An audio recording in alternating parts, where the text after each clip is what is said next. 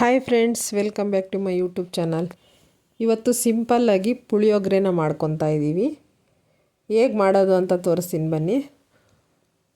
ಮೊದಲು ಒಂದು ಬಾಣಲಿನ ಇಟ್ಕೊಂಡು ಎಣ್ಣೆ ಹಾಕ್ಕೋಬೇಕು.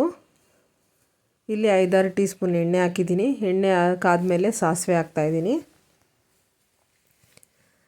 ನಂತರ 1-2 ಟೀ ಸ್ಪೂನು ಕಡಲೆ ಬೀಜ ಮತ್ತು ಉದ್ದಿನಬೇಳೆ ಹಾಕ್ಕೋಬೇಕು.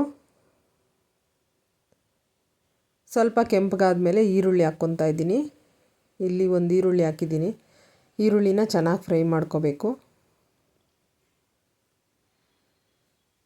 ನಮ್ಮ ಚಾನಲ್ನ ಇನ್ನೂ ಯಾರು ಸಬ್ಸ್ಕ್ರೈಬ್ ಮಾಡಿಲ್ಲ, ಪ್ಲೀಸ್ ಸಬ್ಸ್ಕ್ರೈಬ್ ಮಾಡ್ಕೊಂಡು ನೋಡಿ, ಸಪೋರ್ಟ್ ಮಾಡಿ.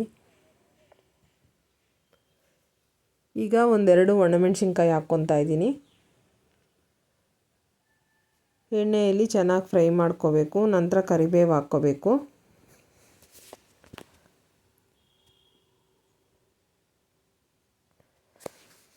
ಈಗ ಸ್ವಲ್ಪ ಸಾಲ್ಟ್ ಹಾಕ್ತಾಯಿದ್ದೀನಿ, ನೋಡ್ಕೊಳ್ಳಿ. ಸಾಲ್ಟ್ ಹಾಕಿದ ನಂತರ ಈರುಳ್ಳಿ ಬೆಂದಿದೆ. ಈಗ ಒಂದು ಟೊಮೊಟೊ ಹಾಕ್ಕೊತಾ ಇದ್ದೀನಿ. ಟೊಮೊಟೊನು ಎಣ್ಣೆಯಲ್ಲಿ ಚೆನ್ನಾಗಿ ಫ್ರೈ ಮಾಡ್ಕೋಬೇಕು. ತುಂಬ ಸುಲಭ ಇದು.